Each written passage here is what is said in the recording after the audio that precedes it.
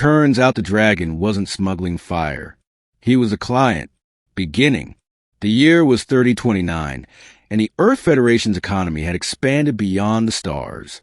Mining colonies dotted asteroid belts, orbital cities glittered around gas giants, and interstellar trade routes pulsed with a flow of rare metals, engineered food, and weapons that governments swore didn't exist.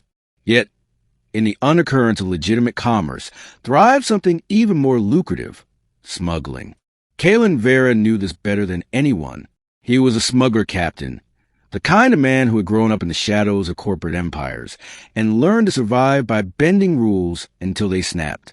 His ship, the Silver Fong, was sleek, patched together from stolen hull plates and aftermarket drives, fast enough to outrun most patrols. For the right price, Kalen could move anything: contraband tech, restricted xenobiotics, and, according to rumors floating to the Smugglers Guild, something as rare and terrifying as dragon fire. The idea seemed absurd. Dragons were myths, beasts that had belonged to Earth's folklore, not interstellar commerce. But whispers said otherwise. Somewhere in the deeper reaches of space, beyond the mapped sectors, dragons had been found. Living creatures, scaled and ancient, their breath able to incinerate alloys stronger than plasma torches. And someone wanted their fire smuggled. Kalen didn't usually touch contracts based on whispers. Still, when a guild contact passed him a sealed data slate from an anonymous client offering a sum large enough to retire on, his curiosity outweighed his suspicion. The slate contained only coordinates. No details about cargo, no contact information. Just a location at the edge of a dying star system where no sane trader would travel. That was the beginning of the job that would unravel everything Kalen thought he knew about dragons, smuggling, and the very fabric of galactic power. Middle, Kalen and his crew arrived in the system after 4 days of high-risk warp jumping. The star was a bloated red giant, bleeding solar flares into the void. Asteroid fragments floated in slow orbits, remnants of shattered moons. "Place looks dead," muttered Jessa, Kalen's pilot and second-in-command.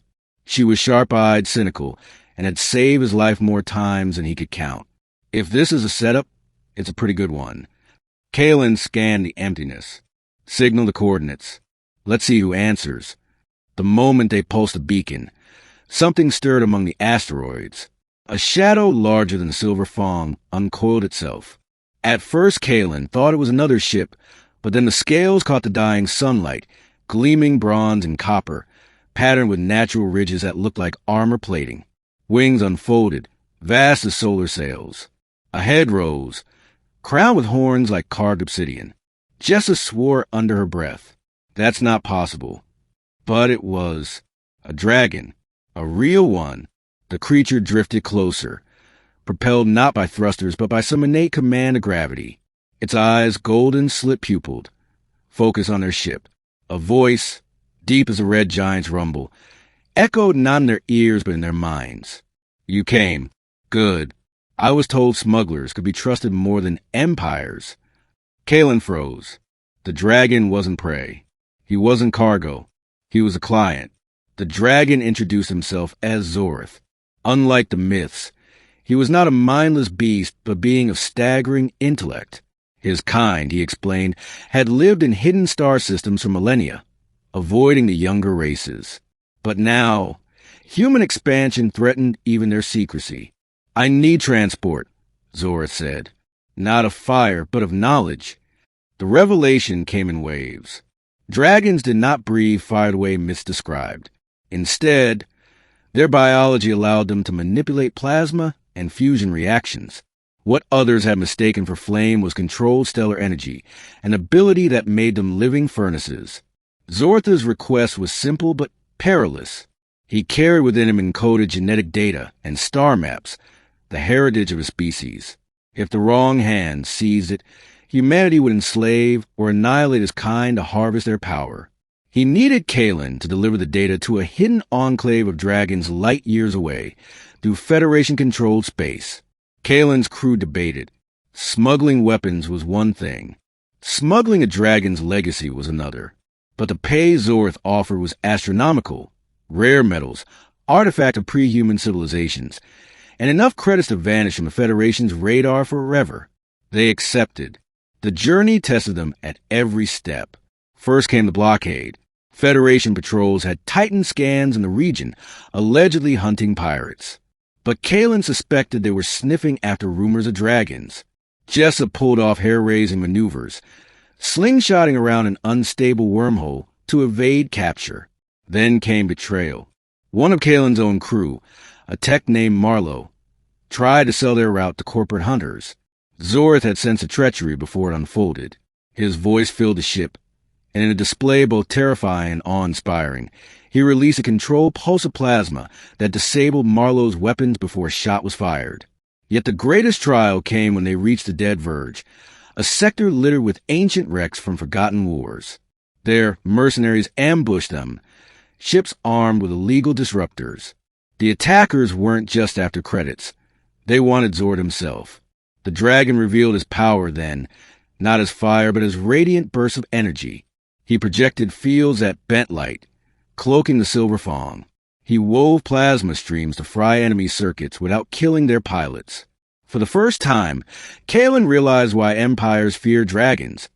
Not because they were beasts, but because they were sovereign forces of nature, equal to fleets. Despite the chaos, Kalen began to respect Zorth. The dragon wasn't just a client. He was a leader burdened by secrets, desperate to preserve his species. In quiet moments, he spoke of the dragon's philosophy: to guard stars, not conquer them, to guide civilizations subtly until humanity's hunger for power forced them into hiding, ending. At last, after weeks of peril, they reached the coordinates Zorth had given them, a nebula dense with ion storms. Hidden within was an enclave of dragons, colossal forms gliding like constellations come to life. Kalen's crew stood in awe as they docked on a platform carved from an asteroid. Dragons circled above, their scales shimmering with living starlight. Zorth left them with gratitude. He transmitted the full payment as promised, wealth enough to buy planets. But more than that, he gave Kalen something else, a choice. "You have seen what we are," Zorth said. "You could sell this knowledge to the Federation and become a king among men, or you could guard it as smugglers guard secrets. The future of my kind depends on what you decide." Kalen thought of Federation, of corporations that strip planets bare, of leaders who would weaponize dragons until the stars themselves burned. Then he thought of Zorth, who had trusted him, who had fought beside him not as cargo, but as comrade. He made his decision. The story of dragons will remain a secret. Let the galaxy chase rumors of smuggled fire. The truth, that dragons lived, that they were wiser than empires, would remain hidden, guarded by smugglers who valued freedom more than crowns. When the Silver Fawn departed, Kalen felt different. He wasn't just a smuggler anymore. He was a keeper of something greater than treasure. Trust between two species, bound by shadows and stars. And as a nebula faded behind them, Jessa smirked. "Well, Captain, turns out the dragon wasn't smuggling fire after all." Kalen allowed himself a rare smile. "No," he said, "he was a client."